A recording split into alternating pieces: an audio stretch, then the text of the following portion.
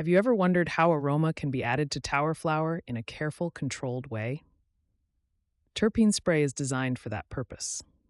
What this means is that it helps adjust scent without changing the flower itself in a dramatic way. To put it simply, the process begins with dried, clean material because moisture can affect the result. If the label recommends it, the bottle should be shaken gently. Then a very light mist is applied from a short distance, so coverage stays even. The goal is not to soak the flower, but to distribute aroma as evenly as possible. After spraying, the flower should rest in a cool, dry place. This gives the scent time to settle.